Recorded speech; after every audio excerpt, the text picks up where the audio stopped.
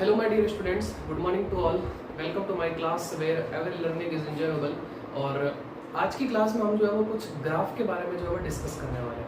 यानी डरने की ज़रूरत नहीं है, बहुत ही इजी टॉपिक है, ठीक है ना। आज का टॉपिक बहुत इजी है। जब मैं क्वेश्चन लिखूंगा और जब मैं उसको सॉल्यूशन करूंगा तो आप बोलोगे कि बहुत इजी है, इससे ज़्यादा इजी और क्या हो सकता है, ठीक है ना।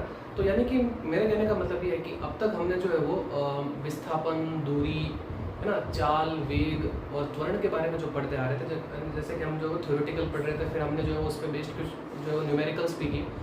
तो अब जो है वो हम इन्हीं जो वेग, चाल, है ना, जो आपके पास में विस्थापन है, त्वरण है, इनको जो है हम ग्राफ से पढ़ने वाले हैं, ठीक है ना। तो बेसिकली आज जो है मैं आपको दो ग्राफ बताने वाला हूँ। एक तो बताने वाला हूँ मैं आपको स्थिति समय ग्राफ और दूसरा बताने वाला हूँ मैं आपको वेग समय ग्राफ। आ रही बात समझ में? तो काफ़ी इंपॉर्टेंट क्लास है आज की, ये समझना। यानी कि एग्जाम में कई बार क्या होता है ना कि आपको ग्राफ दे रखा होता है, तो उस ग्राफ से आपसे पूछ लेता है कि बताइए इसका वेग क्या होगा, इसका त्वरण क्या होगा, इसका विस्थापन क्या होगा। तो वो ग्राफ से भी डिपेंड, मतलब वो जो है वो ग्राफ पे भी डिपेंड करता है कि कौन सा ग्राफ आपको दे रखा है, ठीक है ना। जैसे कि अगर मैं बात करूँ स्थिति समय ग्राफ अगर आपको दे रखा है तो वहाँ से आप जो है वो वेग निकाल सकते हो। क्लियर है? इस तरीके से अगर आपको जो वेग समय ग्राफ दे रखा है तो आप जो है वो वहाँ से त्वरण निकाल सकते हो, आप जो है वहाँ से विस्थापन भी निकाल सकते हो। आ रही बात समझ में? तो आज की क्लास काफ़ी इंपॉर्टेंट है, ठीक है ना। बड़े ध्यान से पढ़ना, ठीक है ना, सारी चीज़ें समझ में आएगी और बिल्कुल आराम से चलूँगा। क्लियर है तक? चलिए तो फटाफट आप अपनी कॉपी और पेन निकाल लीजिए, बिना टाइम वेस्ट किए स्टार्ट करते हैं अपनी आज की क्लास। और मैं आपको हमेशा की तरह इस बार भी बोलूँगा कि आप मेरे साथ साथ पढ़ते रहिए, ठीक है ना। आप रिवीजन आप जो है वो मेरे साथ साथ करते रहिए। ऐसा ना हो कि अगर आप 2-3 महीने बाद में पढ़ लो फिर आपको पता ही ना चले कि एक्चुअल में चीज़ें थी क्या। आ रही बात समझ में? अगर आप मेरे साथ में रहोगे तो आपको चीज़ें जो है वो बिल्कुल समझ में आती रहेगी। क्लियर है तक? चलिए शुरू करते हैं हम अपना आज का पहला टॉपिक जो है हमारे पास में स्थिति समय ग्राफ। स्थिति समय ग्राफ।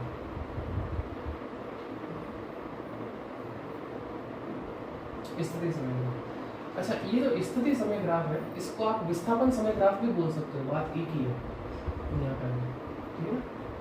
या दूरी समय ग्राफ, विस्थापन बोलिए चाहे दूरी बोलिए, बात एक ही। विस्थापन भी बोल सकते हैं आप, दूरी भी बोल सकते हैं, ठीक है ना।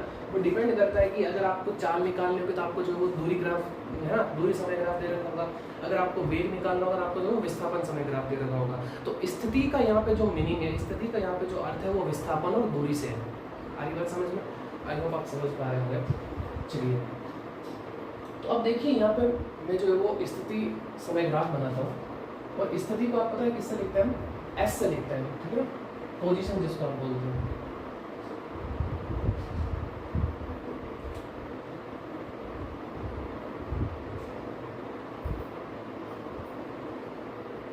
चलिए मान लीजिए आपके पास में कोई स्थिति समय ग्राफ है, या आपके पास में इस तरफ स्थिति, इस तरफ आपके पास में समय है। तो समय को आपको पता है कि हम टी से लिखते हैं, स्थिति को हम जो है वो एस से लिखते हैं।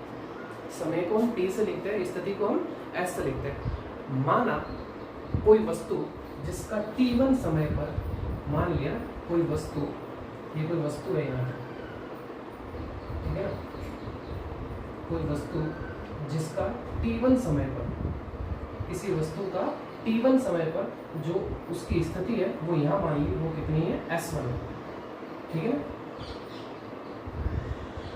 किसी वस्तु की t1 समय पर उसकी स्थिति क्या है? S1 है। इसी तरीके से t2 समय पर, इसी तरीके से t2 समय पर उसी वस्तु की जो स्थिति है वो मैंने मान ली वो क्या है आपके पास में? S2 है। क्लियर है? कितनी है? S2 है, वो ये। तो इसको मैं मिला लेता हूँ तो ये क्या बन जाएगा? सरल रेखा वाला ग्राफ बन जाएगा। अरे बात समझ क्या बन जाएगा? सरल रेखा ग्राफ बन जाएगा। तो इसका मतलब ये जो आपके पास में बिंदु है ये कौन सा आपके पास में? इसको हम ऐसे बोल सकते हैं कि किसी वस्तु का t1 समय पर उसका जो विस्थापन बोल दो या दूरी बोल दो, उसकी स्थिति बोल दो वो कितनी है? S1 है। और उसी वस्तु की t2 समय पर जो है वो उसकी स्थिति कितनी है? S2 है। क्लियर? इस तरीके से जो है वो हम समझ सकते हैं इस चीज़ को। अब ये जरूरी नहीं है कि यही होगा, मैं तो कंसिडर करके चल रहा हूँ, ऐसे मान के चल रहा हूँ कि t1 समय पर उसकी स्थिति S1, t2 समय पर उसकी स्थिति S2। जब क्वेश्चन करेंगे तो चीज़ें आपकी क्लियर हो जाएंगी। ओके, अच्छा, अब आपको पता होगा कि ये इसका क्या कहलाता है? ये इसका ढाल कहलाता है, जिसको हम क्या बोलते हैं? थीटा से लिखते हैं। स्लोप जिसको आप बोल सकते हो इंग्लिश में। ढाल को हम इंग्लिश में क्या बोलते हैं? स्लोप बोलते हैं, ठीक है ना। तो देखो ढाल कैसे कैलकुलेट की जाती है ना, ढाल कि अगर आपको कोई ग्राफ दे रखा है, उस ग्राफ से अगर आपको ढाल कैलकुलेट करनी हो तो वो कैसे कैलकुलेट करते हैं? वो करते हैं ऐसे कि y2 minus y1 upon x2 minus x1। अब ये कैसे, ये क्या है y2 माइनस y1 और x2 माइनस x1? तो y2 माइनस y1 तो आपके पास में कि जो आपके पास में जो आपके पास में y अक्ष के जो निर्देशांक है ये कौन कौन से हैं? y2 को हम कंसीडर कर सकते हैं s2 से, y1 को हम कंसीडर कर सकते हैं किससे? s1 से। इस तरीके से x2 माइनस x1 यानी कि y वाला जो है वो y अक्ष पे, x वाला जो है वो x अक्ष पे। अगली बात समझ में? तो इसका मतलब ये ऐसा हो जाएगा आपके पास में कि s2 minus s1 upon t2 minus t1। I hope आप चीज़ें समझ पा रहे होंगे। s2 minus s1 upon t2 minus t1। तो इसको हम ऐसे भी तो लिख सकते हैं delta s upon delta t। मैंने बताया था ना आपको, जब मैंने आपको औसत चाल, औसत वेग जो मैंने आपको पढ़ाया था, तो वहाँ मैंने आपको बताया था कि हम इसको कैसे लिख सकते हैं? Delta s upon delta t लिख सकते हैं। और मुझे बताओ विस्थापन बटे समय क्या कहलाता है? वेग ही तो कहलाता है। तो इसका मतलब ये आपके पास में किसके बराबर है? ये आपके पास में वेग के बराबर है। तो वेग क्या हो जाएगा आपके पास में? Delta s by delta t। एक और चीज़ इसके बराबर होती है, वो होती है आपके पास में टेन थीटा। अब आप बोलोगे सर आपने टेन थीटा क्यों लिखा, साइन थीटा, कॉस थीटा, वो चीज़ क्यों नहीं लिखी? उससे क्या दुश्मनी है आपको? तो मेरी किसी से कोई दुश्मनी नहीं है।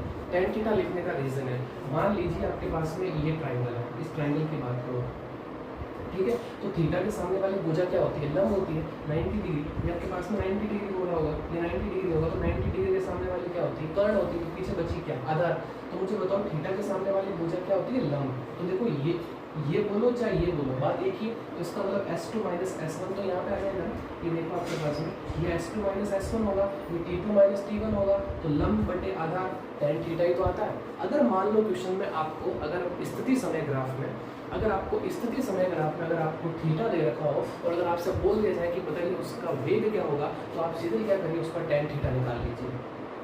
पहली बात समझ में? मान लीजिए अगर आपके पास में कि यहाँ पे अगर आपके पास में थीटा दे रखा होता है 45 डिग्री, थीटा दे रखा होता है 45 डिग्री, तो tan 45 की वैल्यू कितनी होती है? 1 होती है। उसका मतलब इसका वेग कितना आ जाएगा? यहाँ से इस वस्तु का 1 मीटर पर सेकेंड आ जाएगा। अरे बात समझ? लेकिन ये थीटा बहुत ही कम दे रखा होता है क्वेश्चन के अंदर। अरे बात समझ? आपको जो है वो निर्देशांक ही दे रखे होते हैं, तो उसी से जो है वो आपको चलना पड़ता है, ठीक है ना? बट हमें चीज़ें समझनी है, इसलिए मैंने आपको tan थीटा भी बता दिया कि यहाँ जो है वो हम इसको tan थीटा लिखते हैं। आगे बात समझ में? चलिए, और एक चीज़ ये भी ध्यान रखना, मैं यहाँ पर लिख लेता हूँ कि जो आपके पास में स्थिति समय ग्राफ जो होता है, स्थिति समय ग्राफ ये आपको क्या कैलकुलेट करके देता है? ये आपको वेग कैलकुलेट करके देता है, ये ध्यान रखना। स्थिति समय ग्राफ आपको क्या कैलकुलेट करके देता है? स्थिति समय ग्राफ जो है वो आपको वेग कैलकुलेट करके देता है। आई होप आप चीज़ें समझ पा रहे होंगे। हमने क्या किया यहाँ पे कि मान लीजिए t1 समय पे किसी वस्तु का विस्थापन s1 था और t2 समय पे या स्थिति बोल दो, ठीक है, और t2 समय पे उसकी स्थिति जो है वो s2 थी। फिर जो हमने यहाँ से इसकी ढाल निकाली, तो ढाल क्या होती है? y अक्ष पे जो आपके पास निर्देशांक दे रखे हैं उनका अंतर डिवाइडेड बाई जो आपके पास में x अक्ष में निर्देशांक दे रखे होते हैं उनका जो है अंतर। तो s2 minus s1 upon t2 minus t1, इसको ऐसे भी लिख सकते हैं delta s upon delta t। ये जो डेल्टा होता है ना, इसका मीनिंग होता है डिफरेंस, अंतर, जिसको आप बोल सकते हो, ठीक है ना? डेल्टा का मतलब क्या होता है? अंतर। तो s2 minus s1 t2 minus t1। और हमें पता है कि delta s upon delta t वेग ही तो होता है, तो वेग बराबर विस्थापन बटे समय, और ये tan थीटा के बराबर भी होता है। tan थीटा मैंने आपको बता दिया इस त्रिभुज से। क्लियर है? तब चलिए अब हम जो है एक एग्जाम्पल करते हैं जिससे आपकी सारी चीज़ें क्लियर हो जाएंगी, ठीक है ना?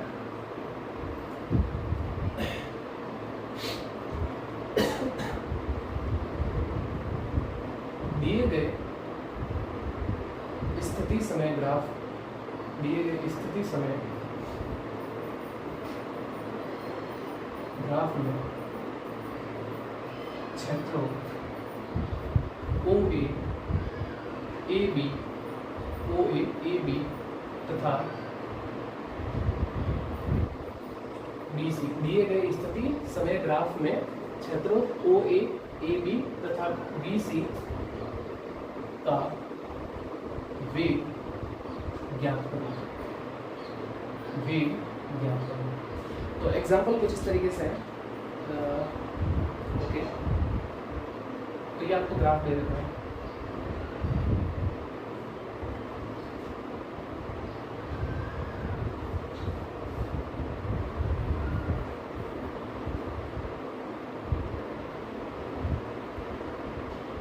ये एस दे रखा है, ये टी दे रखा है,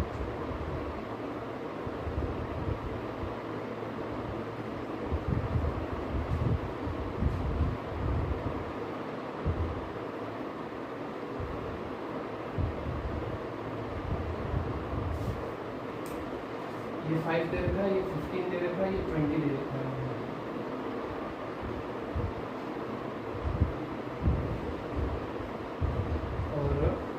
ये आपको 10 दे रखा है और ये 15 दे रखा है और ये आपके पास में 0, ठीक है। और ये रीजन जो है वो आपको दे रखा है, ये O दे रखा है, ये A दे रखा है, ये B दे रखा है और ये C दे रखा है, ठीक है। ये रीजन आपको दे रखा है या क्षेत्र जिसको आप बोल सकते हो, रीजन मतलब क्षेत्र। अब आपको ये बोला है कि दिए गए स्थिति समय ग्राफ में क्षेत्रों OA, AB तथा BC का वेग ज्ञात करें। तो यानी कि आपको बताना है कि कोई वस्तु है, उसका OA में कितना वेग है, AB में कितना वेग है और BC में कितना वेग है, कैलकुलेट करना है। तो कई बार एग्जाम में ना ग्राफ से भी जो है वो क्वेश्चन पूछा जा सकता है। तो देखिए कैसे सॉल्व करना है इसको, बहुत ही सिंपल है और बहुत ही ईजी है, ठीक है ना। तो सबसे पहले मैं बात करता हूँ OA क्षेत्र का, ठीक है ना। तो क्षेत्र OA का वेग, तो देखो इसको मैं ऐसे लिख सकता हूँ VOA, ठीक है ना। अब आपको पता है कि हम कैसे कैलकुलेट करते हैं, S2 - S1 / T2 - T1। तो अभी सिर्फ और सिर्फ हम जो है वो OA के बारे में सोचेंगे, बाकी वालों को हमें जो है वो मतलब उनके बारे में सोचने की जरूरत नहीं, क्योंकि हमें OA की बात करनी है, ठीक है ना। तो देखो ये आपको S2 मान लो, इसको जो है वो आप S1 मान लीजिए, ये T2 हो जाएगा और ये T1 हो जाएगा। तो इसका मतलब 10 - 0 बटे 5 - 0 यानी कि 10/5 आंसर आ गया हमारे पास में कितना, 2 मीटर पर सेकेंड। कितना ईजी है निकालना, हमारी बात समझ में। चलिए एक और करते हैं इसी के बारे में आगे। क्षेत्र AB का वेग,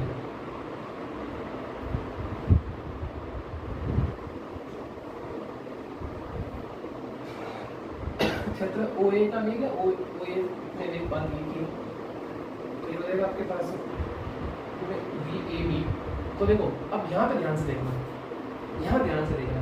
तो देखो आपके पास में ये आपके पास में फाइनल है, ये इनिशियल है ना, यहाँ से स्टार्ट हुआ यहाँ गया, उसका मतलब ये फाइनल हो गया, अंतिम हो गया और ये प्रारंभिक हो गया। तो प्रारंभ मतलब अंतिम भी यही है और प्रारंभिक भी यही है, यानी कहने का मतलब ये है कि 10 - 10 डिवाइडेड बाई 15 - 5 कितना हो जाएगा आपके पास में 0/10, आंसर आ जाएगा कितना 0। अब लॉजिकली ये चीज़ सोचिए, प्रैक्टिकली इस चीज़ को सोचिए कि मान लो कोई वस्तु थी, है ना, 5 सेकंड पे वो वस्तु जो है वो 10 मीटर पे थी, 15 सेकंड पे देखा कि वही वस्तु 10 मीटर पे है, तो मुझे बताओ विस्थापन कितना होगा, 0 ही तो हुआ। तो जब विस्थापन 0 होगा तो वेग क्या होगा, और वेग क्या होता है, विस्थापन बटे समय। तो विस्थापन ही 0 है तो वेग तो 0 ही आना है, मतलब वो वस्तु वहीं के वहीं है। हमारे पास में टाइम तो बीत गया लेकिन वस्तु अभी भी 10 पे ही है, तो इसका मतलब विस्थापन तो 0 ही हुआ ना। चलिए अब हम बात करते हैं क्षेत्र AB में वेग। जब क्षेत्र AB में वेग की बात करेंगे, सॉरी BC, क्षेत्र BC, तो BC का वेग क्या हो जाएगा, देखो आपके पास है, ये हो जाएगा आपके पास है फाइनल, ये आपके पास है इनिशियल, तो 15 - 10 डिवाइडेड बाई 20 - 15, 20 - 15। तो 15 में से 10 चला जाएगा, पीछे 5 बचेगा, 20 में से 15 चला जाएगा, पीछे 5 बचेगा, तो आंसर आ जाएगा आपके पास में कितना, 1 मीटर पर सेकेंड। आई होप आप चीज़ें समझ पा रहे होंगे। यानी कि वो बहुत सिंपल है, अगर मुझे इस बात की बात करनी है, मुझे इस क्षेत्र की बात करनी है, तो सबसे पहले देखूंगा कि ये कहाँ पे 15 पे है, ये बिंदु कहाँ पे 10 पे है, तो 15 - 10 अब बटे। अब बात करते हैं x की, तो देखो 20 और फिर ये 15, तो 20 - 15 5/5 आंसर कितना आ गया, 1 मीटर पर सेकेंड। अगर आपको अभी भी समझ में नहीं आया तो वीडियो को 1-2 बार वापस से देख लीजिए, आपको सारी चीज़ें जो है वो समझ में आ जाएगी। क्लियर है यहाँ तक। और मैं आपको बोलूँगा कि आप वीडियो को जब देखें तो डाउनलोड करके देखो, ताकि आप जब वापस वीडियो को देखो ताकि आपके जो डेटा भी वो थोड़ा सेव हो जाए। क्लियर। चलिए तो फटाफट इसको नोट करिए, फिर हम इसके बाद में हम बात करते हैं वेग समय ग्राफ की। Clear. So pause the video and note down. All right my dear student, अब हम बात करते हैं वेग समय ग्राफ की। ठीक है ना। अभी जो है वो हमने स्थिति समय ग्राफ की बात कर ली और उससे रिलेटेड हमने एक एग्जांपल कर लिया। ठीक है ना। अब हम बात करते हैं वेग समय ग्राफ की। तो देखिए वेग समय ग्राफ को हम कैसे समझेंगे। वेग समय ग्राफ वेग समय। चलिए तो समझते हैं इसको। मान लीजिए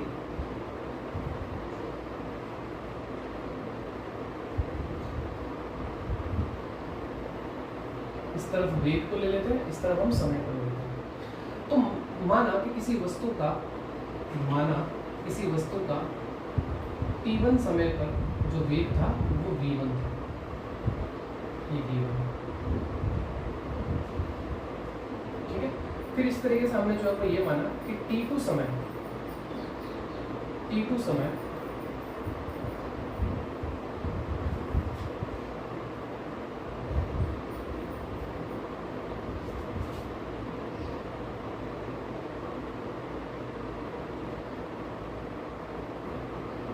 चलिए हमने ये माना कि किसी वस्तु का t1 समय पर वेग v1 था और उसी वस्तु का t2 समय पर वेग कितना था, और आपके पास में v2 था। क्लियर है? अब हम क्या करते हैं, इसको ज्वाइन कर लेते हैं।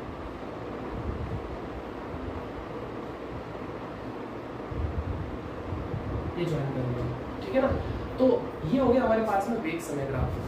ठीक है, जरूरी नहीं है ग्राफ ऐसे ही आ सकता है, ग्राफ ऐसे जाके नीचे भी हो सकता है, ऐसे जाके फिर वापस सीधा भी हो सकता है। तो हम तो बस कंसीडर कर रहे हैं ऐसी चीज़ें, हम तो सिर्फ जो है एक फॉर्मूला निकालने जा रहे हैं कि कैसे जो है वो हम इसको समझेंगे।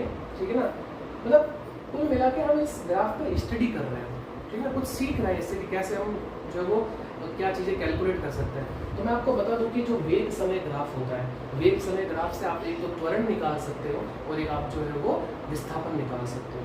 जबकि हम स्थिति समय ग्राफ से क्या कैलकुलेट कर सकते हैं, स्थिति ग्राफ समय से हम जो है वो वेग कैलकुलेट कर सकते हैं, जबकि हम वेग समय ग्राफ से हम जो है वो त्वरण भी कैलकुलेट कर सकते हैं और विस्थापन भी कैलकुलेट कर सकते हैं। चलिए समझते हैं इन चीज़ों को। ओके, अब यहाँ से आपको पता होगा कि ये इसका ढाल होता है, ठीक है ना, थीटा। तो यहाँ पे हम जो है ढाल कैसे कैलकुलेट करेंगे इसकी, तो देखो ढाल निकालने का वही तरीका है जैसे हमने जो है वो उसमें सीखा था, इसमें स्थिति समय ग्राफ में। तो देखो ढाल जिसको आप स्लोप बोलते हो, कैसे कैलकुलेट करते हैं, y2 minus y1 upon x2 minus x1। तो देखो यहाँ y2 क्या हो जाएगा आपके पास में v2 माइनस y1 क्या हो जाएगा v1 अपॉन x2 क्या हो जाएगा t2 और x1 क्या हो जाएगा t1। तो इसको हम ऐसे भी तो लिख सकते हैं delta v upon delta t। I hope आप चीजें समझ पा रहे होंगे। जैसा हमने स्थिति समय ग्राफ में किया था कि हम जो हमने ढाल निकाली थी, वैसे हमने जो है यहाँ पे भी इसकी ढाल निकाल ली। और ढाल निकालते में पता चला कि वेग बटा समय त्वरण होता है, वेग में परिवर्तन की दर, दर मतलब समय, तो वेग में परिवर्तन की दर क्या होता है, त्वरण होता है। तो बिल्कुल हमें यहाँ से पता चल गया कि त्वरण भी हमें पता चल गया कि अगर आपको वेग समय ग्राफ दे रखा हो तो हम त्वरण निकाल सकते हैं delta v by delta T. और यहाँ का अगर हम tan थीटा निकाल लें तो हम बोल सकते हैं कि हमने इसका त्वरण भी निकाल लिया।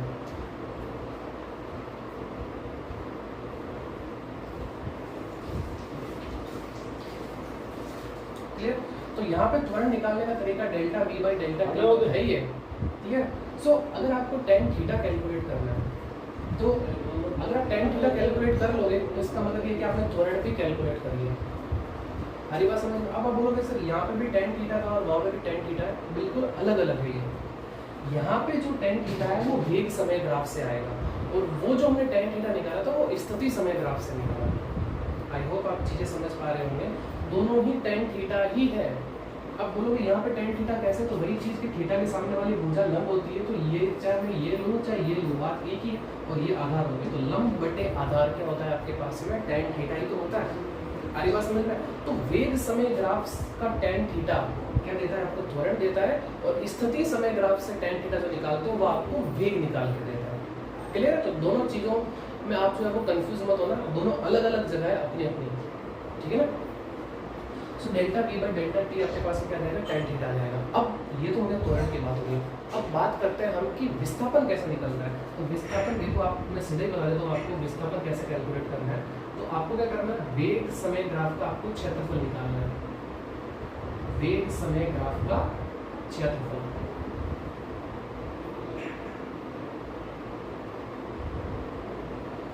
तो जो वेग समय ग्राफ का जो क्षेत्रफल होता है वो आपको क्या कैलकुलेट करके देता है, वो विस्थापन निकाल के देता है। क्या निकाल के देता है? विस्थापन निकाल के देता है। अब बोलोगे सर कैसे क्षेत्रफल निकालेंगे? तो अभी बताएंगे हम आपको, ठीक है ना। एग्जाम्पल लेंगे ना तो वहाँ पे कुछ डायग्राम बनेंगे, जैसे कि त्रिभुज बन गया या जो है वो आयत बन गया या वर्ग बन गया, उससे, ठीक है ना। तो विस्थापन कैसे निकालेंगे हम? वेग समय ग्राफ से निकालेंगे, वेग समय ग्राफ के क्षेत्रफल से निकालेंगे। और त्वरण कैसे निकालेंगे हम?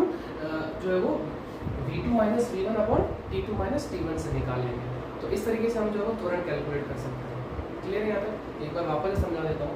मान लीजिए आपके पास में ये कोई ग्राफ है कि किसी वस्तु पर t1 समय पे वेग v1 है और t2 समय पे वेग v2 है। क्लियर है यहाँ तक? अब मैंने क्या किया कि ये जो इसका स्लोप है, इसका जो स्लोप है वो कितना थीटा है। तो स्लोप निकालने का तरीका होता है कि y2 minus y1 upon x2 minus x1, तो क्या हो गया v2 minus v1 upon t2 minus t1 is equal to, इसको हम लिख सकते हैं delta v by delta t। Clear है यहाँ तक? तो delta v by delta t क्या होता है आपके पास में? त्वरणित होता है वेग में परिवर्तन की दर। क्लियर है तक? और इस तरीके से विस्थापन आप कैसे कैलकुलेट कर सकते हो? वेग समय ग्राफ के क्षेत्रफल से कैलकुलेट कर सकते हो। ओके, तो हम जो है वो वेग समय ग्राफ से क्या क्या निकाल सकते हैं? वेग समय ग्राफ से हम जो है वो दो चीजें कैलकुलेट कर सकते हैं। एक तो हम त्वरण निकाल सकते हैं और दूसरा हम जो है वो विस्थापन कैलकुलेट कर सकते हैं। ये दो चीजें जो है हम वेग समय ग्राफ से कैलकुलेट कर सकते हैं। चलिए अब हम एग्जांपल की बात करते हैं। एग्जांपल दिए गए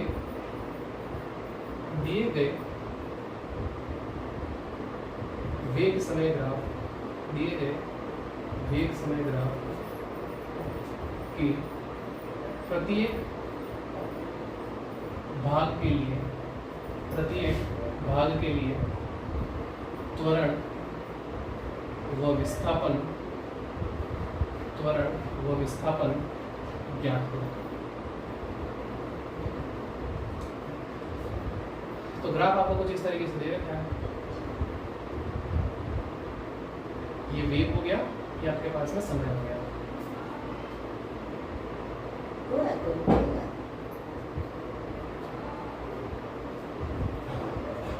ये आपको 5 दे रखा है, ये आपको 10 दे रखा है और ये आपको 10 दे रखा है और ये आपके पास में 0 है, ये 0 है और ये OA भाग हो गया और ये आपके पास में AB भाग हो गया। आपको जो है वो ये क्वेश्चन दे रखा है। इस क्वेश्चन से आपको जो है वो मतलब क्वेश्चन के अंदर आपको दे रखा है कि वेग समय ग्राफ ये, और फिर आपको कैलकुलेट करना प्रत्येक भाग का त्वरण और विस्थापन, यानी कि इस भाग का आपको त्वरण भी निकालना, विस्थापन भी निकालना और इस भाग का त्वरण भी निकालना और विस्थापन भी निकालना। क्लियर? चलिए, तो एक तरफ तो मैं लिख लेता हूँ त्वरण और एक तरफ मैं लिख लेता हूँ विस्थापन। इस तरफ मैं बात कर लेता हूँ त्वरण की, क्लियर, और इस तरफ बात कर लेता हूँ मैं विस्थापन की। क्लियर है यहाँ तक? चलिए सबसे पहले हम बात करते हैं OA भाग के लिए, ठीक है ना। OA भाग के लिए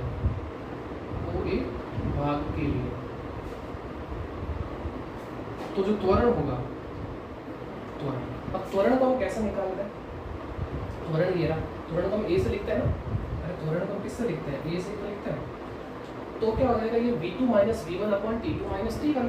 ये वेग दे रखा है तो इसको आप v2 मान लो, इसको आप v1 मान लो, तो tan माइनस 0 डिवाइडेड बाई ये हो जाएगा आपके पास में 5 माइनस 0 है ना, t2 माइनस t1। आंसर कितना? 5 से 10 कट जाएगा 2 बार, तो आंसर आ जाएगा आपके पास में 2 मीटर और सेकंड स्क्वायर। क्लियर है? चलिए अब बात करते हैं हम AB भाग के लिए। तो AB भाग के लिए देखिए आपके पास में AAB क्या हो जाएगा? t2 minus t1 sorry v2 minus v1 upon t2 minus t1। तो देखिए आपके पास में v2 भी 10 है और v1 भी 10 है, तो इसका मतलब हो जाएगा आपके पास में 10 माइनस 10 divided by 10 minus 5। So 10 minus 5 is equal to कितना हो जाएगा? 0 डिवाइडेड बाई 5। आंसर कितना आ जाएगा? 0। तो इसका मतलब AB भाग का जो त्वरण है वो कितना आपके पास में 0 है और OA भाग का जो त्वरण है वो कितना आपके पास में 2 मीटर पर सेकेंड स्क्वायर है। क्लियर है यहाँ तक? आई होप आपको चीज़ें समझ में आ रही होंगी ना। अब विस्थापन की बात करते हैं तो वही सबसे पहले OA भाग के लिए, तो OA भाग के लिए क्या विस्थापन होगा? तो देखिए विस्थापन को हम किससे लिखते हैं? B से लिखते हैं, S से भी लिखते हैं। तो हम S की बात करेंगे तो SOA, इसके विस्थापन की बात करते हैं। तो विस्थापन के लिए क्या हो जाएगा? क्षेत्रफल निकालना। तो क्षेत्रफल हमें किसका निकालना है? तो OA भाग में देखो आपको ये क्षेत्रफल दिख रहा है, मतलब ये क्या दिख रहा है आपको, एक त्रिभुज दिख रहा है ना ये, तो त्रिभुज का क्षेत्रफल, तो जो आपको त्रिभुज दिख रहा है ये, इसका क्षेत्रफल क्या होगा। देखो हमें बात क्या करनी है, हमें विस्थापन कैलकुलेट करना है। तो विस्थापन कैलकुलेट करने के लिए सबसे पहले हम किसकी बात कर रहे हैं, ओ ए भाग की बात कर रहे हैं। तो ओ ए भाग का देखो, ओ से ये ए भाग के अंदर ये आपको जो क्षेत्रफल दिख रहा है, ये जो आपको जो एरिया दिख रहा है वो किसका है, वो आपके पास में त्रिभुज का ही तो है। तो ये त्रिभुज का क्षेत्रफल क्या होता है, 1/2 आधार इंटू ऊंचाई। तो देखो यहाँ से यहाँ तक इसका आधार कितना है 5, और ऊंचाई देख लो, यहाँ से यहाँ तक की ऊंचाई ये कितनी है आपके पास में 10, तो ये 10, 2 से ये कट जाएगा कितने बार 5 बार, 5 को 5 से गुणा करेंगे 25 मीटर, तो विस्थापन कितना आ गया 25 मीटर। अब आपके दिमाग में एक डाउट आ रहा होगा कि ये मीटर स्क्वायर क्यों नहीं निकला, क्योंकि हमने तो यहाँ क्षेत्रफल निकाला है, और क्षेत्रफल तो मीटर स्क्वायर में होता है। लेकिन मेरी बात सुनिए, हम तो क्षेत्रफल सिर्फ और सिर्फ विस्थापन निकालने के लिए यूज कर रहे हैं। आरी बात समझ में, हम इसका जो है हेल्प ले रहे हैं क्षेत्रफल की, आरी बात समझ। जबकि विस्थापन तो मीटर में होता है ना, मीटर स्क्वायर में तो होता नहीं है। हाँ, क्षेत्रफल जरूर मीटर स्क्वायर में होता है, बट जो क्षेत्रफल जो इसका है ना वो विस्थापन को शो करता है। तो इसलिए हम जो इकाई लिखेंगे ना तो वो विस्थापन की लिखेंगे, ना कि क्षेत्रफल की लिखेंगे। क्षेत्रफल तो सिर्फ हम इसका हेल्प ले रहे हैं क्षेत्रफल की, विस्थापन निकालने के लिए, ठीक है। ओके, अब बात करते हैं हम ए बी भाग के लिए। ए बी भाग के लिए, तो ए बी भाग के लिए आपके पास में देखो क्या हो जाएगा, एस ए बी। देखो ये क्या देख रहा है आपको, ये देखो या तो आयत हो सकता है या वर्ग हो सकता है, ये तो हो सकता है। तो पहले चेक करो कि ये क्या है, 5 और 10, इसके बीच का गैप कितना है 5, और ये कितना है 10, तो 5 और 10, तो इसका मतलब 100% है कि ये आयत ही होगा, ठीक है ना। तो आयत का क्षेत्रफल, अगर मान लो ये 5 होता और ये भी 5 होता, या ये 10 होता ये और ये भी 10 होता, तो हम बोल सकते हैं कि वर्ग होगा। ये मत बोल रहा है सर यहाँ 10 लिखा है, देखो ये अलग है, ये 5 पहले चला गया तो पीछे कितना बचा, 5 ही तो बचा, 5 ही तो बचा, ये 5 और ये 10, तो इसका मतलब 5 × 10 कितना आ गया 50 मीटर। तो इसका मतलब ए बी भाग का जो आपके पास में विस्थापन है वो कितना है 50 मीटर, और ओ ए भाग का जो विस्थापन है वो कितना है 25 मीटर। आई होप आपको ये समझ में आया होगा। अगर अभी भी समझ में नहीं आया तो आप वीडियो को 1-2 बार वापस से देख लीजिए, आपको सारी चीज़ें समझ में आ जाएगी। 1-2 एग्जाम्पल में आपको स्त्री समय ग्राफ का होमवर्क में दे दूंगा, और एक जो है मैं आपको वेग समय ग्राफ का भी होमवर्क में दे दूंगा, क्लियर है। तो आपके सारी चीज़ें जो है वो क्लियर हो जाएंगी। तो आई होप आपको ये चीज़ें समझ में आ गई होगी। नेक्स्ट वीडियो में हम बात करेंगे अपेक्षित वेग के बारे में, ठीक है ना, रिलेटिव वेलोसिटी जिसको हम बोलते हैं, ठीक है। तो नेक्स्ट क्लास में हमारा चैप्टर जो है वो ये कंप्लीट हो जाएगा, ठीक है ना। और फिर उसके बाद में मुझे लग रहा है कि मैं अवकलन और समाकलन का एक डेडिकेटेड वीडियो लेकर आऊँगा, जिसमें आपको सिखा दूंगा कि कैसे अवकलन करते हैं और कैसे समाकलन करते हैं, क्लियर है। फिर उसके बाद हम जो अपने नए चैप्टर की शुरुआत करेंगे। तो आई होप आपको बिल्कुल अच्छे से समझ में आया होगा। मिलते हैं नेक्स्ट वीडियो में, तब तक अपना ध्यान रखिए। Thank you so much.